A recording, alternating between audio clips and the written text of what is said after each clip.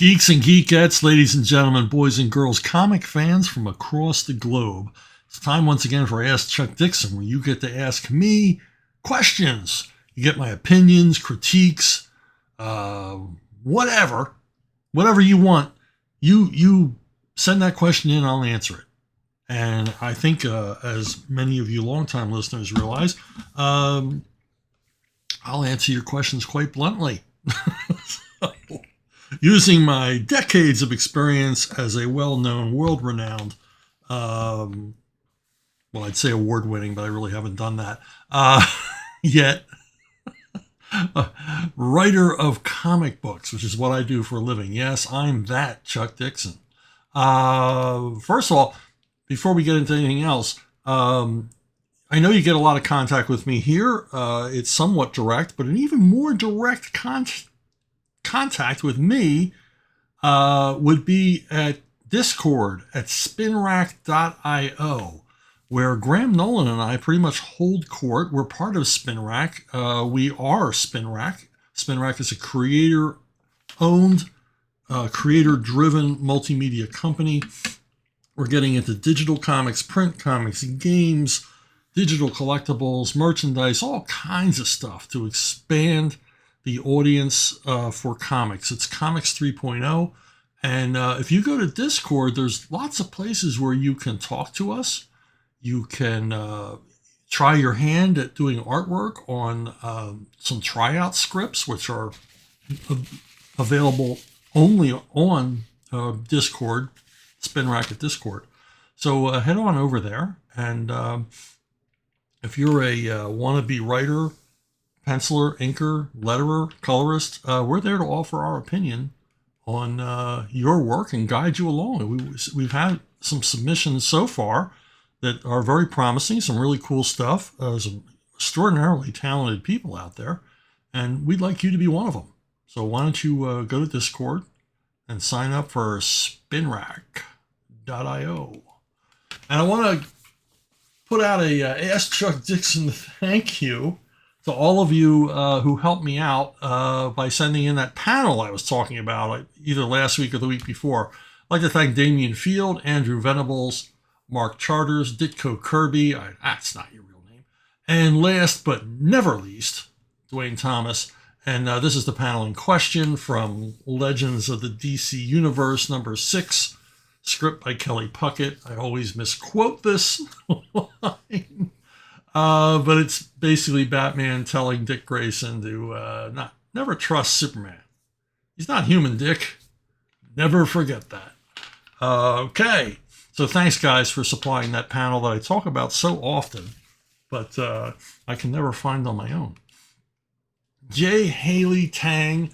So I recently read a comic from a writer I've been a fan of for a long time, writing a classic character I've always been a fan of for a long time, and it really just missed the mark for me. It was just so boring and so, I guess, flaccid. I was so bored by it that I had to go reread some of his earlier stuff to see if it still held up, or if it was just my nostalgia. Largely did hold up. I think what happened was he had worked on too many characters like this character, and he's just bored of it. Now, I know you've worked on a lot of similar characters on paper. Tim Drake and Connor Hawke aren't that different, but they never felt the same in the actual comics, and it never feels like you've gotten bored of working with a certain archetype. So my question, I know finally, right, is how do you circumvent this problem? How do you prevent similar characters from being derivative? How do you keep it fun for yourself and also the reader? Well, this is a problem that, every writer faces if they get locked into or noted for a certain genre. You're going to be asked to write more in that genre. Luckily for me, I never specialized. I was never just a superhero guy or just a horror guy or just a Western guy or just a mystery guy. I'll write any genre. I just love genres as a genre. So that's never been a problem for me. And if I'm faced, and I've created a number of Punisher type characters in my comics career and novel writing career. And I always look for a way to turn that genre on its head, to examine what the building blocks of that particular genre are and try to turn it around or find a new way in or find a new angle, not just rewrite the same old origin over and over and over again.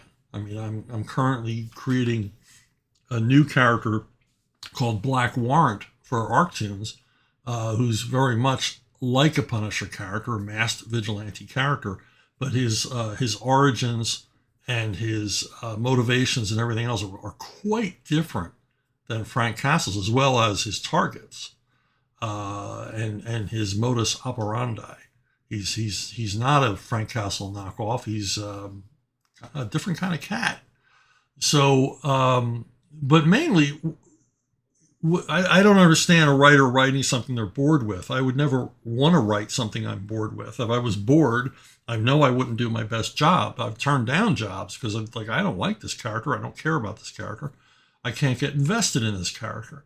But, I used to write kids' books, Winnie the Pooh, Raggedy Ann and Andy, stuff like that. And I could get invested in the characters because they were well constructed, classic children's book characters. It was a reason why they're popular for, oh my gosh, Winnie the Pooh, 100 years. Raggedy Ann and Andy, 100 years. They've been around. And there's a reason for that they're indelible and lasting. And I just had to find the heart of that and just sort of invest myself in those characters. So I never was bored writing them. I read a book by Quentin Tarantino recently called Cinema Speculation, and he talks about creators involved in genres that maybe they weren't interested in. And he talks about people like, Sam Peckinpah and Don Siegel, and particularly Brian De Palma, about that these were directors who had to work in the genres because that was the only work they could get. Now, obviously, Sam Peckinpah liked Westerns, but he worked in other genres that he could be associated with, crime dramas, things like that. Same for Don Siegel. And, of course, Brian De Palma, early in his career, specialized in Hitchcockian thrillers. And Tarantino says that why they did this was they wanted to be like real filmmakers. They wanted to make big time A pictures, but that wasn't allowed to them. That they filled a role as genre film directors. You're going to do this, prison movie. You're going to do this. You're going to do that, and they would be assigned things. Now De Palma pitched a lot of his own projects, but still, anyway, I'll get into De Palma in a minute. But so a lot of these directors, these auteur directors who we remember, who were very good at doing, action films and westerns, Raoul Walsh and people like that, Andre de Toth, Delmer Daves. I mean, these great directors who primarily worked in genre films, probably not their first choice. But what they would do is they would take that genre film, that standard film noir movie or horror movie or whatever, and they would add something to make it their own. They would add something of themselves to it. It wasn't just an assignment. They weren't just phoning it in. And that's why we remember those directors, because they brought something personal to it. They brought a great degree of attention and a great degree of pride that their name was going on the director credit. And so they really put the effort in. And that's why we remember them as great directors. But those weren't their first choice. Now, De Palma became he liked Hitchcock films, but he didn't love Hitchcock films, but he saw that there was a need for Hitchcock films. Pretty much when Roman Polanski, after the Manson family murders, sort of checked out of the film industry, and Polanski was seen as the logical successor to Hitchcock for that kind of a movie thriller. When Polanski sort of dropped out, De Palma saw his shot at becoming a big-time film director. And quite wisely, it worked out for him, didn't it? So he thought, well, I'm going to be the next Hitchcock. And he sort of aimed himself at that. Not his first choice, not what he would have done in a perfect world. He would have directed different kind of movies. But he thought, well, to get to those different kind of movies I really want to do, first I'm going to have to make a name for myself, and here's the spot. His only competition at the time was Dario Argento, and while Dario Argento extraordinarily talented, I'm going to submit Dario Argento was a little too weird for American audiences. And so De Palma jumps in and very successfully produces a group of Hitchcock knockoffs. Now, proof that De Palma really wasn't in love with this genre, although he was very adept at it, is his later efforts in it. We get to the 80s and it's getting a little tired. Like, as you said, that writer being bored with a genre, De Palma becomes bored with the genre. Now, what follows is, after this crop of filmmakers from the 50s, 60s, and 70s, a whole bunch of filmmakers enter the field who love genre movies. They want to do genre movies. John Milius, George Lucas, guys like that, John Carpenter, they jump at the chance. This is their milieu. This is what they want to do. And that's the big difference between directors going forward and the directors of today and the directors of the past. The directors of the past all wanted to make Casablanca or Citizen Kane, but they wound up directing Roy Rogers movies because that's what was available. So to answer, to give a short answer after that long answer, the writer in question probably was bored with the genre, couldn't think or couldn't be bothered to bring anything fresh to it, to sort of take a second look at it and reinvent their typecasting in that genre. And so they just kind of, phoned it in. Personally, as I said before, if I was offered an assignment like that and I just had no interest, if there was nothing I had to really contribute to it, I would say, no, why don't you give it to some young tyro, looking to make a name for himself, probably end up with a better product at the end than me just treading the same ground over and over and over again. Okay, David Conkle. I hope I'm pronouncing that right. Most novels have a character arc. What about comic books? What about a story for something like Savage Sword of Conan? Do Conan stories even have character arcs? He seems the same character from your recent novel to the original Robert E. Howard tales. Well, some characters don't have arcs. Some characters, they're the same at the end of the story as they were at the beginning. And we don't need any explanations of why they're doing what they're doing or who they are. They don't need to grow. They don't need to learn anything. And so, they're kind of comfort food characters. And I think we like those kind of characters. I think we need more of those kind of characters. Writers today sort of pad out their characterizations, filling in detail that's really not necessarily the story.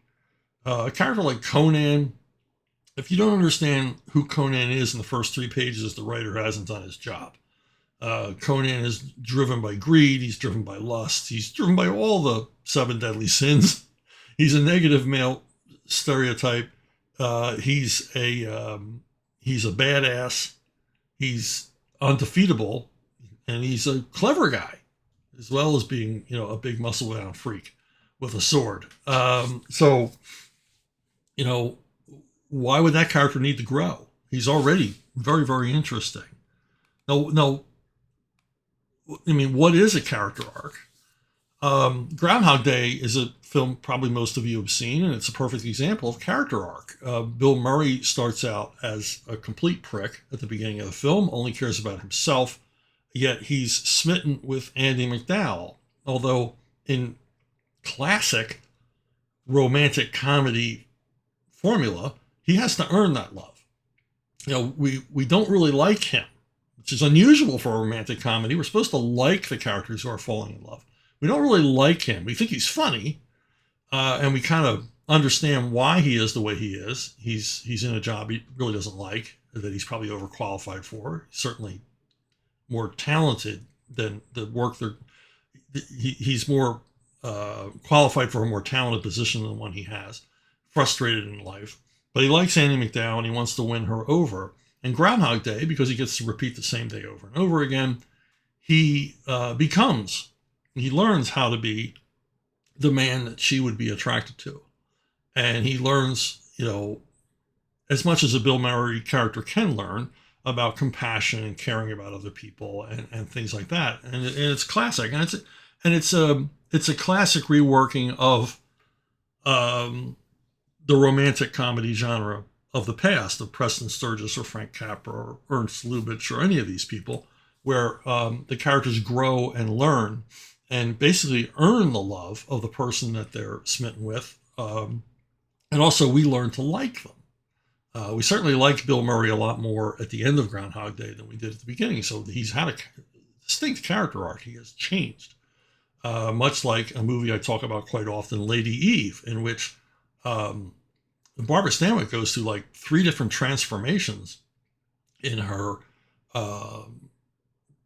romantic seduction of Henry Fonda, of character Henry Fonda. At first, she sees him as a bumbling idiot that she's going to con. Then she falls for him and is insulted when he rejects her. And so she uses all of her con woman skills to get herself back into his heart for the happy ending of the film. It's a really fascinating romantic comedy. But again, it like Groundhog Day, it's a romantic comedy that turns the genre on its head, as I was talking about in the previous question. It doesn't treat the boy meets girl, boy loses girl, boy regains girl formula. It sort of twists and turns that into a pretzel, making the film, the classic romantic comedies of the 30s and 40s are all very entertaining and very funny. But Lady Eve sort of shows how you could really mess with the formula and come up with an extraordinarily engaging film that sort of elevates itself above the usual rom-com tropes. Now, I mean, a more stark example would be John Wayne. John Wayne's archetypical role is he doesn't learn anything. He doesn't grow. He's a badass from frame 1 of the movie. We might learn that he has a sense of humor. We might learn that he's quick to anger. We might learn things like that, but these are all part of his character going in. He's not transformed into this character. He is this character from the beginning of the movie to the end. And that's what we like about these movies. We like that constancy. These are wish fulfillment characters. We put ourselves in their place. We wish we could be like them.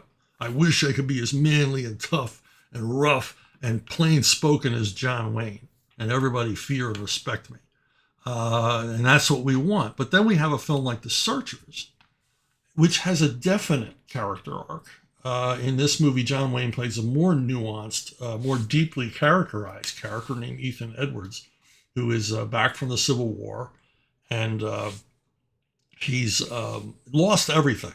He's had everything he loved crushed, and he's openly racist character. He hates Comanches, and he just hates them because they're Comanches. And he has to go searching for a niece who's been taken away by Comanches. And the movie is involved in a quest to find this niece. Now, this movie's fascinating because its character arc takes place in seconds. I won't spoil the movie for you, but we learn, it's such a terrific film. We learn at the climax of the movie that our understanding of what John Wayne's mission is, we didn't get it. You know, he has a completely ulterior motive as to why he's looking for his niece. And it comes out in just a terrific scene that must have, it's still shocking today, and must have horrified audiences in the 50s. John Wayne? Where suddenly John Wayne turns from hero to villain in the movie. And that's his arc. But the thing is, the arc has been happening the whole time we're watching the movie, and we're just not aware of it. You can see it, you know, on a second and third viewing, you can see it telegraphed. This shocking climax of the film. If you've never seen The Searchers, go watch it right now. Stop watching this and go watch that. But that's a stark example of character arc. The difference between the characters John Wayne played and his, average. Some of them are great. I mean, the character that John Wayne normally played in westerns, the archetypical Western hero, versus movies like The Searchers or Red River, where he goes through changes, he learns things, he grows or devolves as a character as the film goes along. Because characters can get worse, not better. They don't always have to get better over the course of a film. Okay. Concolt gets a twin spin. I was talking on Twitter, well, there's no embarrassment about Twitter, about not wanting to read about Batman crying, the recent Batman marriage run. Someone mentioned Batman always cried. As someone who wrote Batman for a long time, what is your take on this? My take is that's bull. This is the argument, when the milkshake crew at both companies mess with characters that we know and love, either kill them or change them or morph them or have them spouting Marxist propaganda or dealing in sexual politics, and we reject it. We're the bad guys, of course. This is just lazy writing, and they always say, well, Batman's always cried. Superheroes have always been political. It's like, it's a nonsense argument, and it's simply not true. My Batman doesn't cry. Your Batman doesn't cry. My Batman is a badass. My Batman is tough. He maybe cried as a child when his parents died, but that's the last time. Nothing's going to reach him like that again. He's never going to feel that kind of pain again. Because Batman is a male wish fulfillment figure, and he's stoic.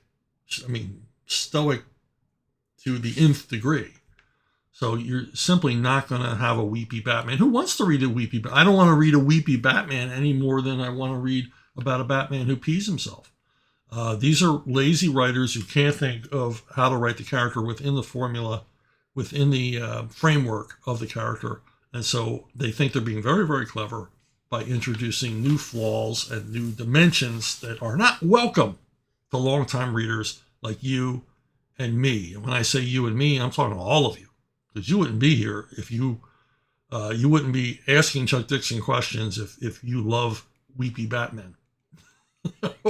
Hey, it came from the Twitterverse. Speaking of Twitter, we have a little missive dropped in here from the Gunslinger. Chuck, I've been a fan of the Punisher since I was a kid, and I always wanted to ask, do they hate the Punisher because he doesn't fit into their vision, or do they hate him because of the idea that the fans liking the idea that refutes most of their heroes don't kill argument? I've gone into this in some depth. I'm going to go into it even more now, because I get asked this question all the time. Why does Marvel reject the Punisher? Why does Marvel not like the Punisher? They don't like him for the same reason that DC doesn't like Guy Gardner. And fans like the Punisher for the same reason they like Guy Gardner. Most comic book characters are either brainiacs, mutants, scientists, whatever. There's very few superheroes that have a blue-collar origins. Frank Castle and Guy Gardner are blue-collar superheroes. They are average guys driven to extremes.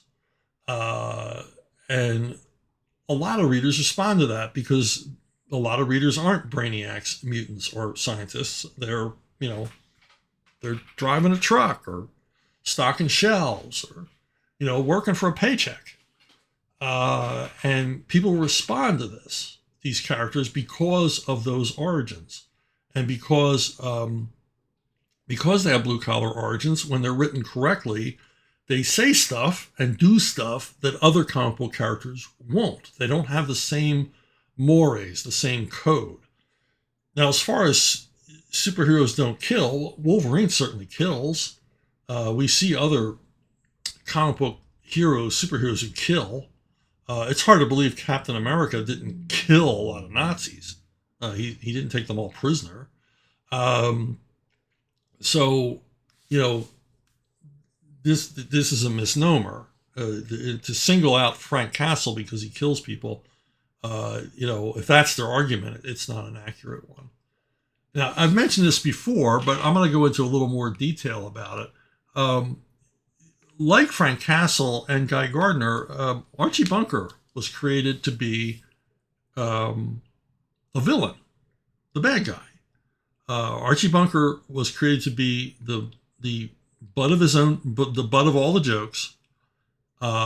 He was created to be, a character that basically gets crapped upon in every story because he's casually racist.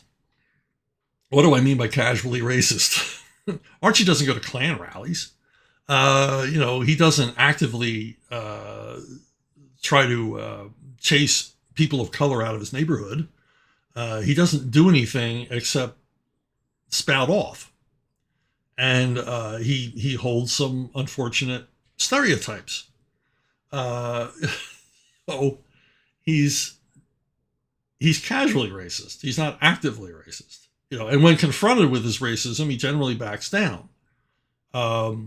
This probably isn't a thing now, but growing up, I would see adults who were casually racist, and these would be black people and white people, and on a couple occasions, Latino people. And if they didn't care for some segment of the society, they would let you know in no uncertain terms. But if they worked with someone like that, or they were at a party or event with the people that they had just maligned, they would be perfectly polite to their face and everything else, because they weren't actively racist. They weren't like, the next time I see a member of that minority, I'm going to punch them in the face. Because, the rule was we all tried to get along. And so this is an aspect of human nature that no one tolerates anymore. If you're a racist all the way to the ground, and you're evil and horrible and stupid and awful. Now, the problem they run into when they create Archie Bunker is that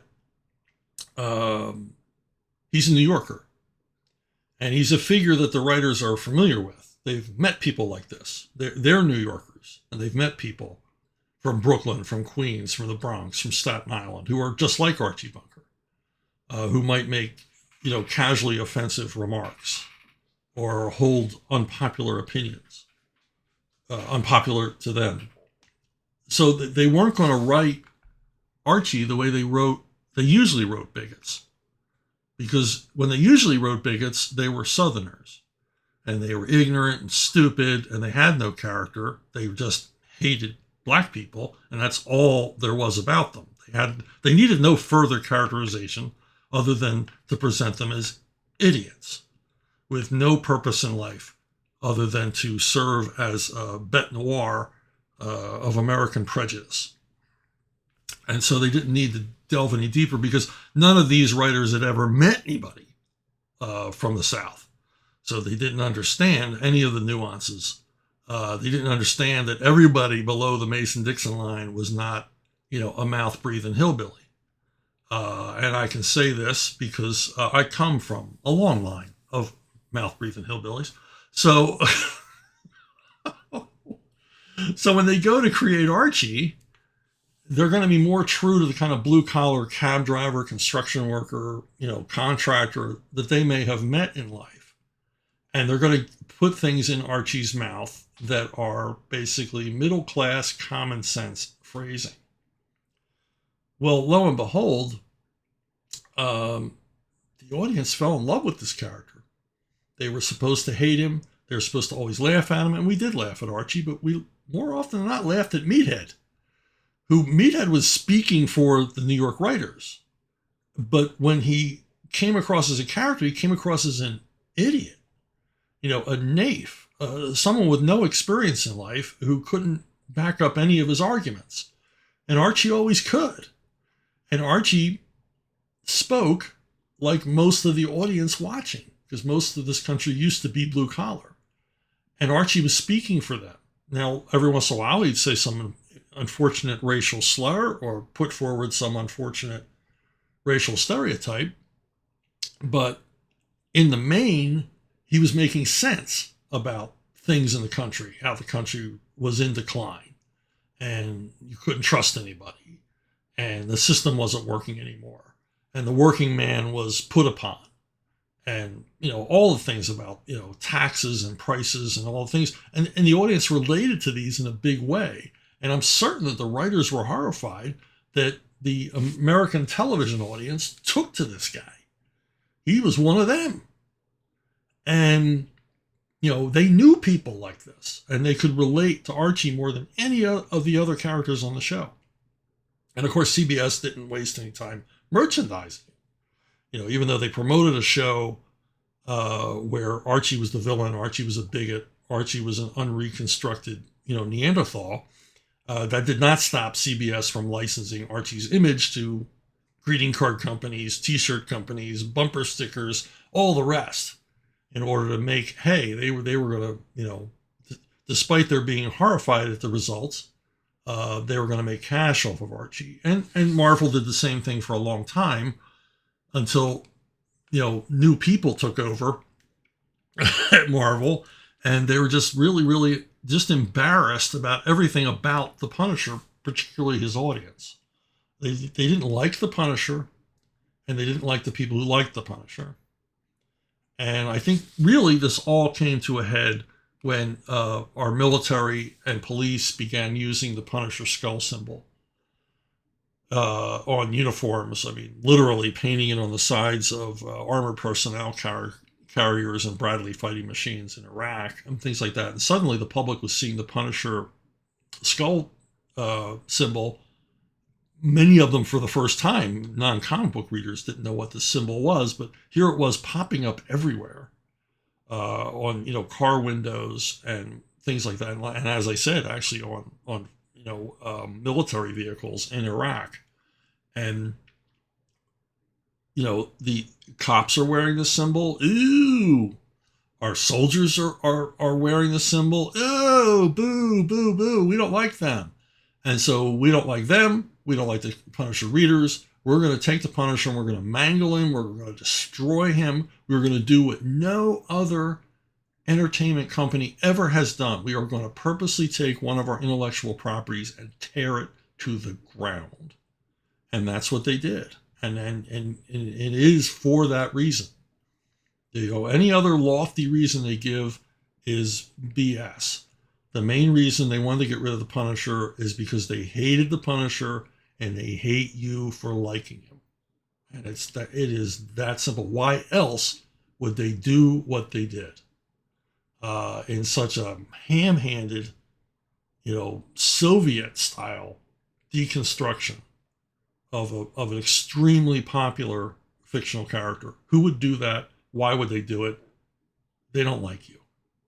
It's as simple as that. Christos. I remember a great issue of The Punisher where he tortured and killed a dirty cop. And see what I mean? Do you think you would have ever written that into your Punisher run? No. I think I can justifiably say that quite famously, I presented a Punisher torture sequence involving a popsicle and some illusions that Mickey Fandazzi had that he was actually being burned with an acetylene torch. But not. I never wrote Punisher torturing anybody because that would make the Punisher, despite his name, that would make him a sadist. I don't want to write about a sadist. I didn't want to present the Punisher as some sicko who the way lazy writers will say, well, the hero and the villain, they're just opposite sides of a coin. I've always rejected that. That's idiotic. Was Audie Murphy and Adolf Hitler the opposite sides of the same coin? I don't think so. I really don't think so. So I went out of my way to show that Frank was perfectly capable of getting information from people that he wanted to get that information from, but he would never stoop to torture. Now, I did write a story in Marvel Knights number 10, in which Frank is arrested by a pair of corrupt cops, and he lures them to what they think is going to be a storage unit that's like an Aladdin's cave of the Punisher's ill-gotten gains that he's stolen from drug lords and things like that. But it turns out to be a trap, of course. The Punisher set up a machine gun to go off if someone opens the door without entering the proper code, and the two cops are killed.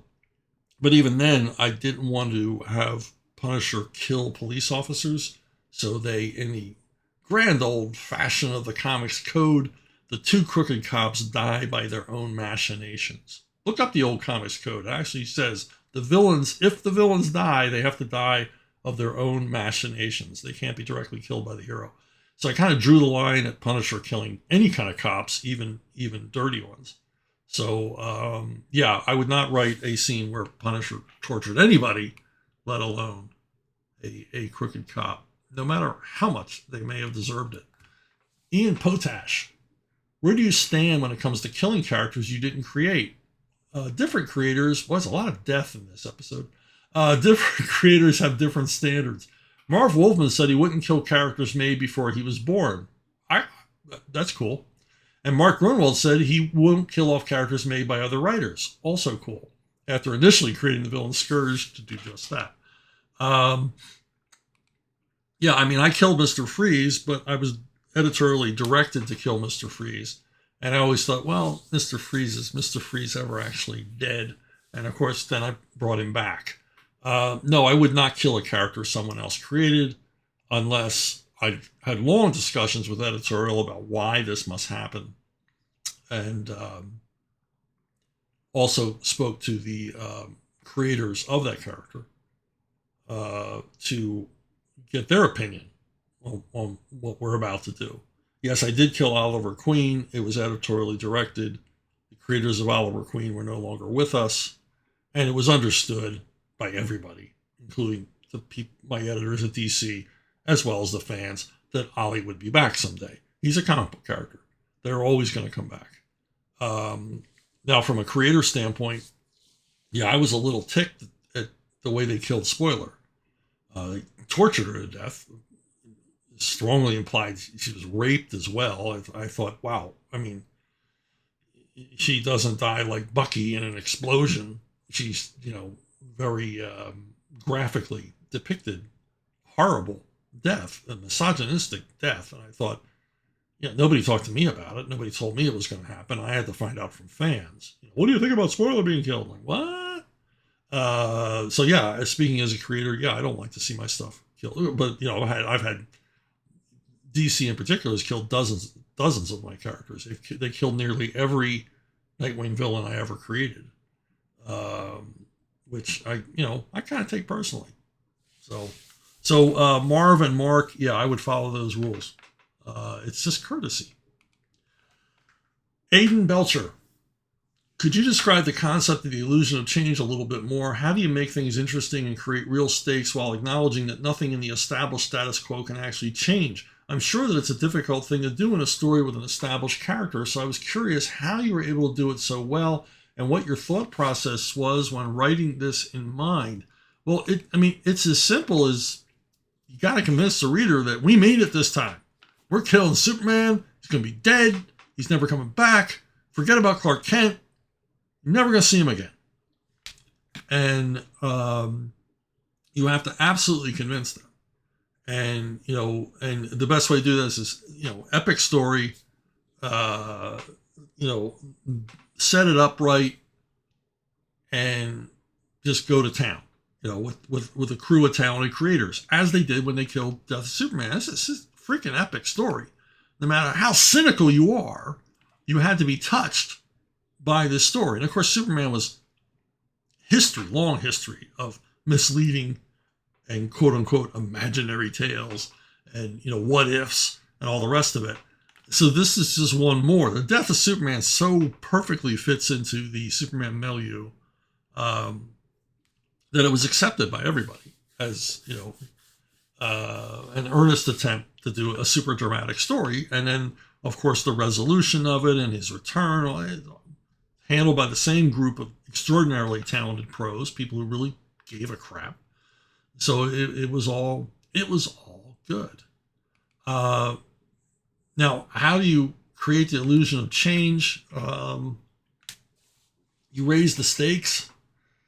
You put the character into so much jeopardy. You have them make challenging choices. Because remember, these are wish fulfillment characters. And when we read about them, we put themselves in our place. What would I do? Not what Batman would do, but what would I do in this situation? I'd give up or give in or, I couldn't escape this trap. I couldn't defeat this villain. I'm willing to, rat out my cousin to get out of this trouble, whatever. Pay the ransom. But these heroes don't. And that's what makes them compelling. That's what makes them interesting.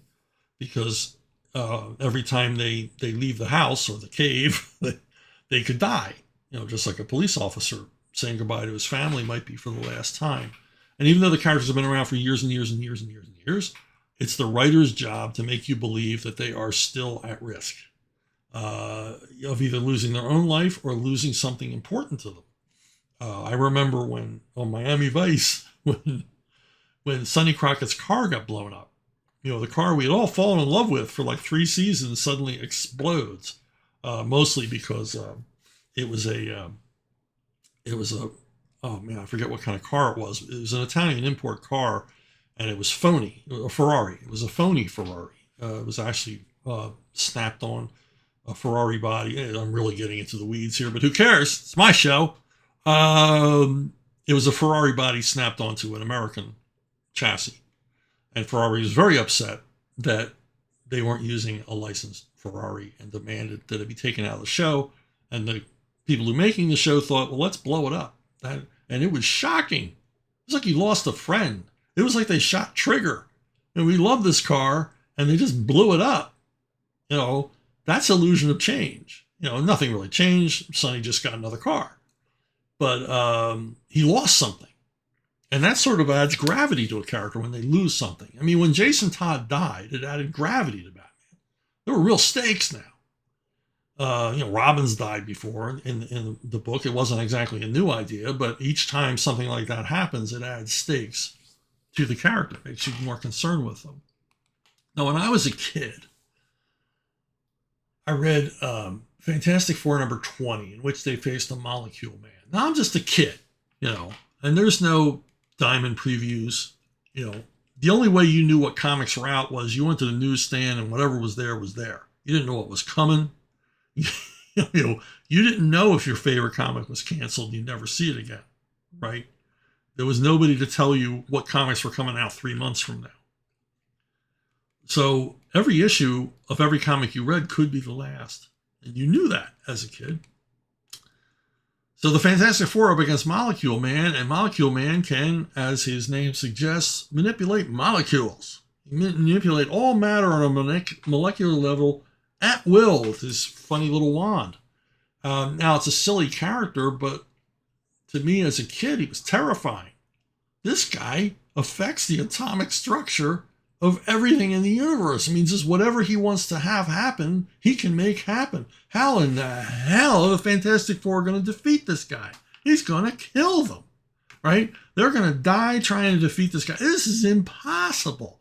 And as a kid, reading this in the back seat of our Studebaker on the way back from Stone Harbor, New Jersey, on a summer afternoon, I was absolutely convinced that Fantastic Four number 20 was the last time I would ever see the Fantastic Four, that by the end of the story, this guy was going to kill them, or they were going to give up, and Molecule Man was going to rule the Marvel Universe forever. I'm a kid, so I believe this. And of course, nobody was better than Stan and Jack of just pulling something out of thin air. And of course, the FF get help from the greatest Deus Ex Machina ever created, the Watcher, who so often interceded to help the Fantastic Four defeat an impossible villain. But you got to give a credit to Stan Jack, because he created a character so difficult to defeat that the FF have to turn to a completely random plot device in order to reach the end of the story still breathing. But that, my friend, is illusion of change. If you can get the readers that wrapped up in believing, and it's harder because most comic fans are older. I mean, kids aren't reading these things anymore. They're older. They're cynical. They've been around the block. They're really reading a lot of these comics ironically.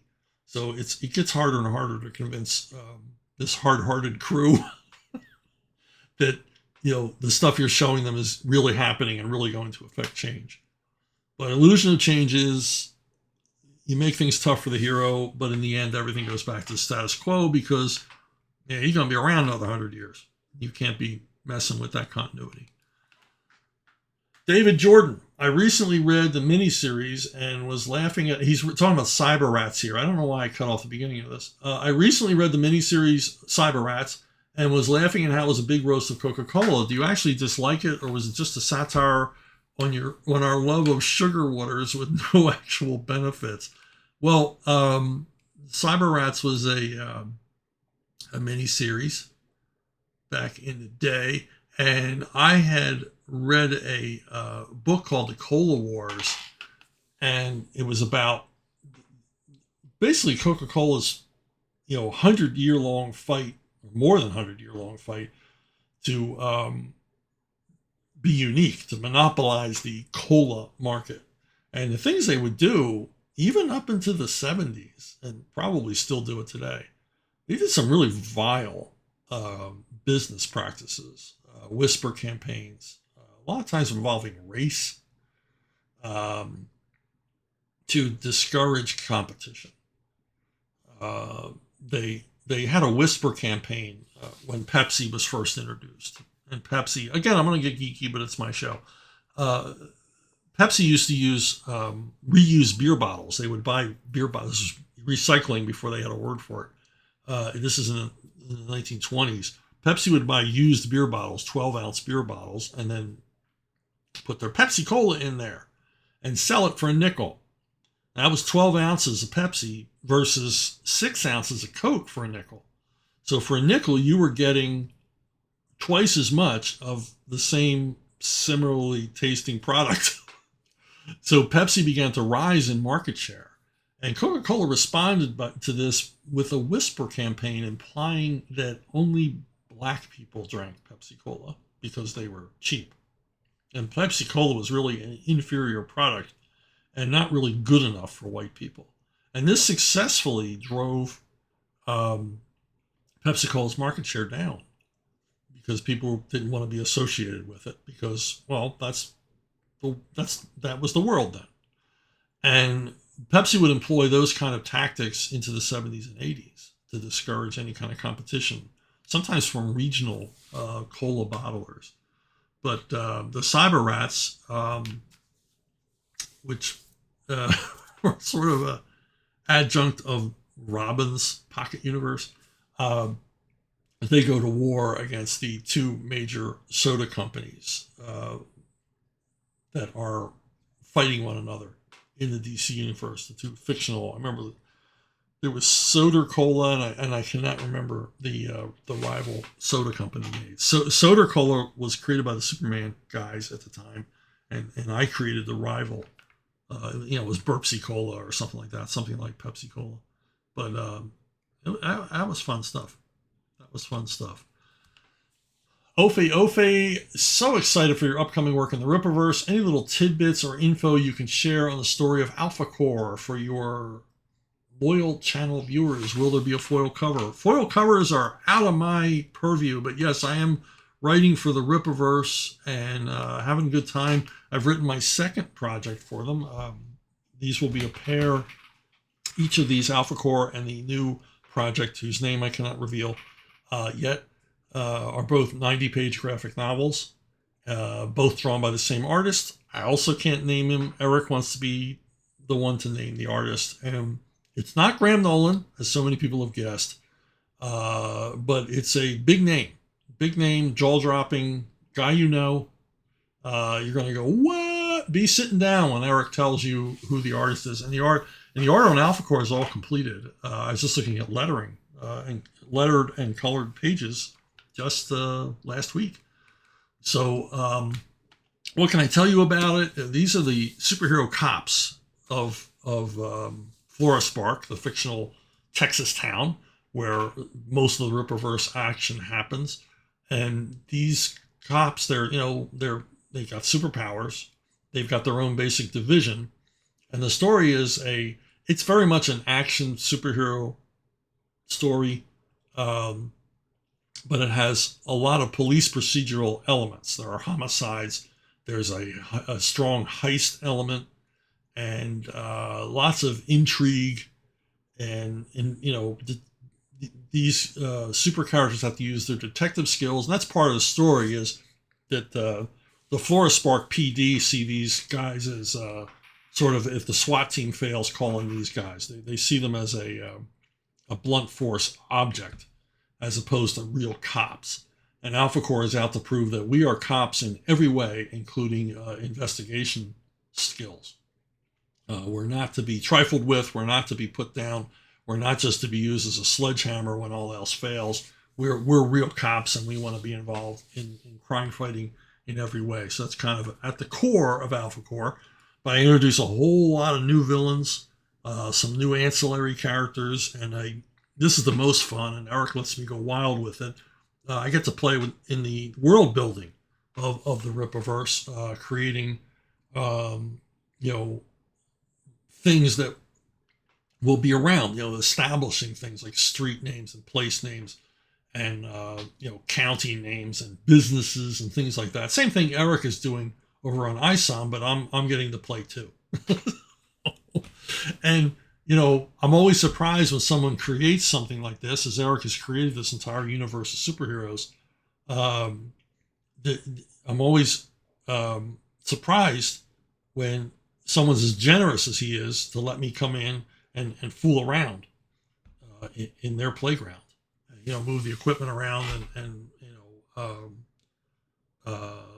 add value to what they've already created. At least I hope I'm adding value. And I'm always grateful for that. So he's been a terrific collaborator, and you can't beat his audience. I mean, this guy's doing numbers. This guy's doing numbers on trade paperbacks that most DC and Marvel pamphlet comics sell at these numbers. This guy's moving trade paperbacks at those numbers. So he's for real. He's here to stay.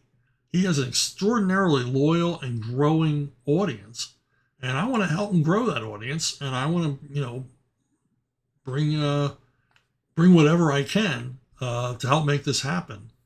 And as I have, working with Graham Nolan, working with Richard Meyer, working with Fox Day, to add whatever it is I can add to their brand, and I'm having a good time doing it. Ian Potash again. Boy, I should have given you a twin spin. Sorry about that, Ian. I have a question regarding Punisher's costume. Man, it's a Punisher episode. How do you feel about Frank's classic black and white look? It seems a lot of the newer comics try to ground his look by taking away his white gloves and boots, sometimes until he's just wearing a skull t-shirt, no actual costume, not to mention the trench coat craze of the early 2000s. I know having white in his costume doesn't really make much sense tactically, but for many fans, this is Frank's definitive look, and we can suspend our disbelief when it comes to the core part of the character being portrayed. I like that classic Punisher look, but, as you said, if you're going to ground the character in reality, it doesn't work.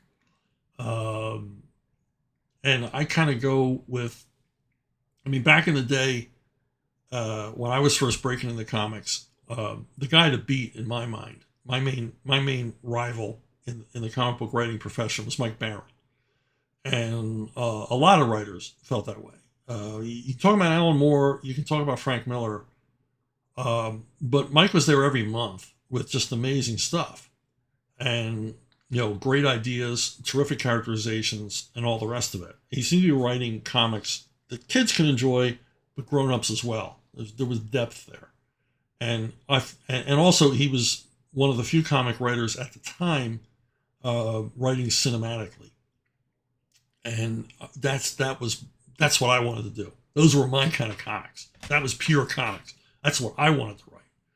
And so many ideas that Mike came up with, I just fell in love with. And one of them was his character, the Badger, had a costume, full superhero costume, but then Mike began to play with it because Mike realized as long as he's wearing that mask and he has the Badger symbol in, black against red on his chest, he's obviously the Badger. He's got that crazy, dirty blonde hair, or red hair. I can't remember. The Badger, I guess, is a redhead. He's a ginger. Um, as long as he had that, he was recognizably the Badger. And so Mike began playing with the idea of him wearing sleeveless T-shirts, tank tops. He came up with camouflaged outfits for him. There was a particular issue I really loved with snow camouflage Badger outfit, and it struck me. It's like, wow, every superhero could be like this. I mean, you got characters like Batman and Superman. Although I don't like it when they change Superman's costume, but Batman's costume in the past certainly was always adaptable. As long as the bat symbol was on there and he had the cowl with the ears, that was Batman. Um, and so when Mike comes over to the Punisher, he does the same thing. He sort of strips down Punisher's normal costume to a T-shirt, a tank top. Maybe Punisher's wearing a symbol on body armor as opposed to a article of clothing. Things like that. And he got rid of the go-go boots and the gloves. And he's still recognizably the Punisher. And the Punisher doesn't wear a mask.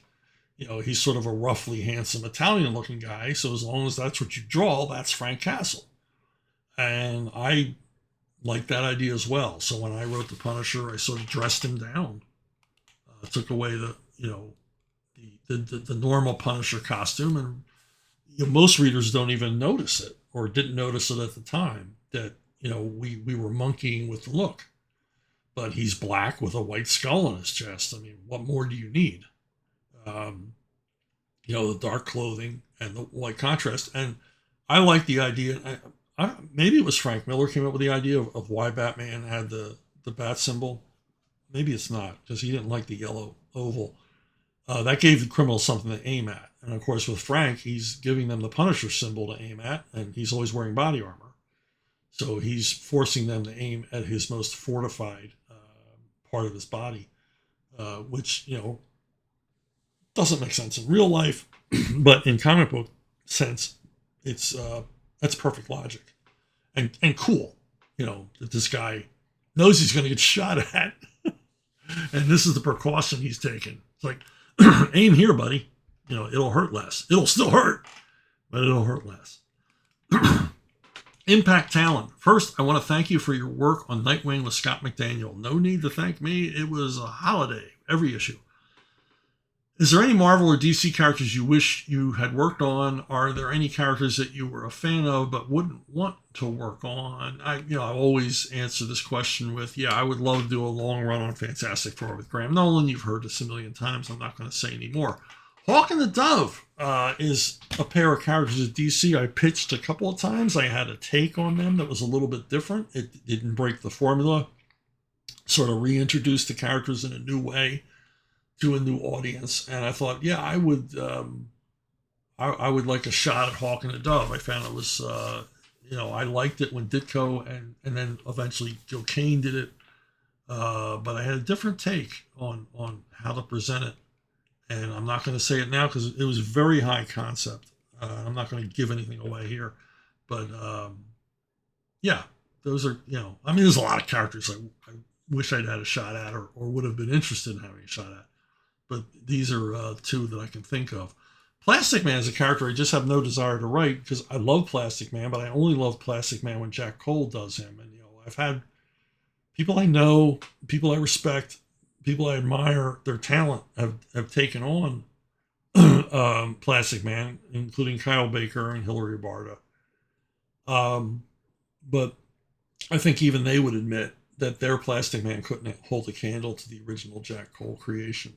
Cole's writing and endlessly inventive Plastic Man gags and situations and villains, I just don't think can be duplicated. I think it's something of its time period. There's this 1940s, 1950s sort of, Three Stooges, Red Skelton kind of humor charm to them that simply can't be replicated today. There's this certain, it's weird.